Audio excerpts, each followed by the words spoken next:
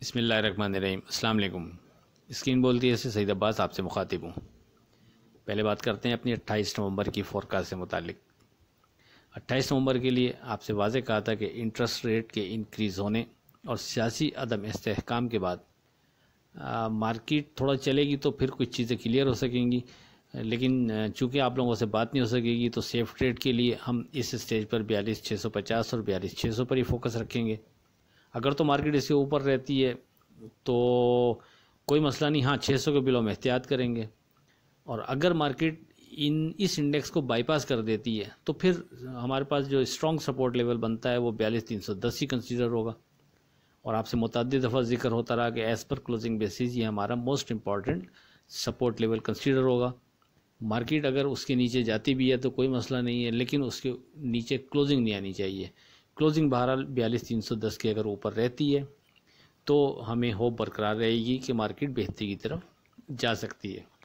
लेकिन मार्केट ने गिर कर 41,963 का लो बनाया और उसके बाद क्लोजिंग हमारे अहम सपोर्ट लेवल 42,310 के नीचे हुई।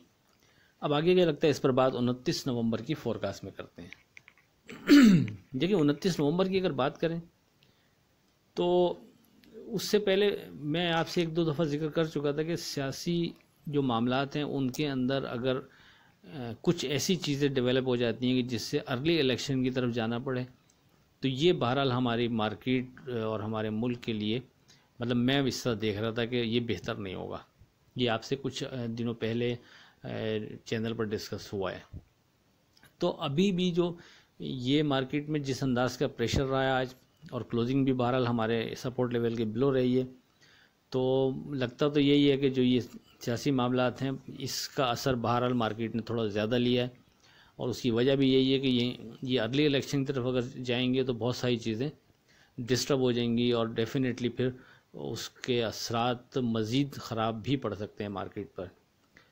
तो ये उसी के असरात नज़र आ रहे हैं कि जिस अंदाज़ में आज की ट्रेडिंग हुई है। लेकिन इसमें एक चीज़ जहन में रखें कि किसी भी स्टेज पर दोबारा से अगर पीटीआई ने एक बड़ा यू टर्न ले लिया तो ये सब कुछ एकदम से तब्दील भी हो जाएगा। तो मार्केट में यानी जो भी हम ट्रेड बनाएंगे अब नीचे के लेवल पर बनाते हैं तो उसका जहन में ये रखना पड़ेगा कि अगर ये यू टर्न किसी वक्त ले लिया पीटीआई ने तो फिर चीज़ें एकदम बिल्कुल तब्दील भी हो सकती हैं। तो उसको मद्देनज़र रखते हुए हमें ट्रेड करना पड़ेगा। लेकिन बहरहाल चूँकि मेरे सपोर्ट लेवल जो जिसके हिसाब से होता रहा उसके मार्केट ब्लो क्लोज भी हो गई है और फ़िलहाल सामने ऐसी कोई चीज़ नज़र नहीं आ रही यानी यू टर्न वाली, लेकिन वो अचानक ही सामने आती है, आप जानते ही हैं। तो उस हवाले से हम भाई कुछ भी नहीं कर सकते। हम अपने सामने मौजूद चीज़ों को देखते हुए ही कोई बेहतर जो हमें लगता है उस बिना पर हम कोई डिसीज़न लेने की कोशिश करते हैं।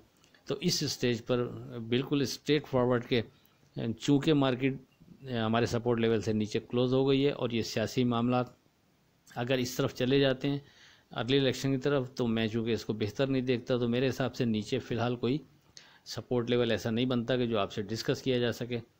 हाँ, ऊपर रेजिस्टेंस लेवल 42,300 पहला बनेगा और 42,600 42,650 दूसरा। हम नीचे की कोई सपोर्ट हमारे हिसाब से बनती नहीं है। अगर किसी भी वजह से मार्केट यहाँ से ऊपर आती भी है तो कोशिश करें ऊपर के लेवल पर अपनी पोजीशन हल्की कर सकते हैं तो हल्की करें। और ख़ास तौर पर 42,600 42,650 के करीब अगर किसी वजह से मार्केट आ जाए तो शॉर्ट करके जो रिस्क लेना चाहे वो यहाँ शॉर्ट करके भी रिस्क ले सकता है।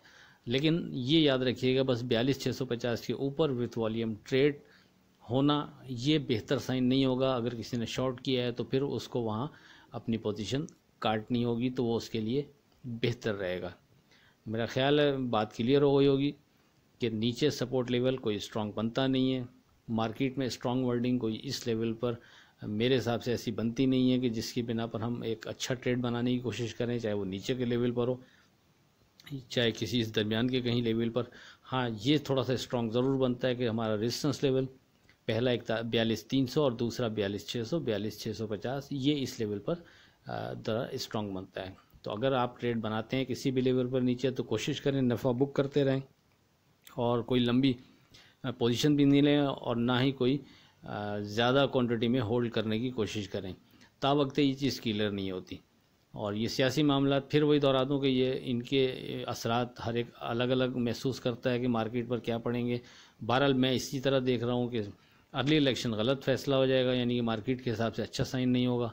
और अगर ये यू टर्न ले लेती है पीटीआई तो फिर मार्केट दोबारा से उसी अंदाज में मूव कर सकती है जिस अंदाज में हम मार्केट को इस फैसले से पहले ख़ास तौर पर देख रहे थे कि एक अच्छी तेज़ी लगती है और आने वाले दिनों में एक अच्छी रैली बनेगी। ये सारी चीज़ें आपसे डिस्कस हो रही थी, वो अभी भी इसी तरह रहती हैं अगर ये पीटीआई की तरफ से ये ऐलान नहीं होता। तो हमारा अपना जो सपोर्ट लेवल है वो भी अपनी जगह हमारे हिसाब से बहुत मजबूत था और वो मजबूत ही रहता। मैं इसी तरह देख रहा हूँ चीज़ों को। लेकिन इस फैसले ने पीटीआई के असम्बली से मुस्तफ़ी होने के, सूबाई असम्बली तहलील करने के फैसले ने हमारे उस लेवल को भी डिस्टर्ब कर दिया और मार्केट उसके बिलो क्लोज भी हो गई। अदरवाइज़ स्ट्रॉन्ग लेवल था, मार्केट कम से कम उसके बिलो क्लोज शायद नहीं होती। मैं पर्सनली इसी तरह देख रहा हूँ। तो इसलिए ये ज़हन में रखिएगा कि जब भी ये चीज़ें थोड़ी सी क्लियर होती हैं तो मार्केट में बहरहाल बहुत दम है, मार्केट ने जाना स्पीडी ऊपर की तरफ ही और एक अच्छी रैली भी बननी है। लेकिन ये सियासी अदम इस्तेहकाम जब तक चल रहा है उस वक्त तक हम डेफिनेटली कोई स्ट्रॉन्ग वर्डिंग आपको देने से कासिर हैं। बहरहाल लेट्स ही देखते हैं। आखिर में इस दुआ के साथ अल्लाह हाफ़िज़ के खुदा आपके कारोबार में बरकत अता करे। इलाही आमीन। अल्लाह हाफ़िज़।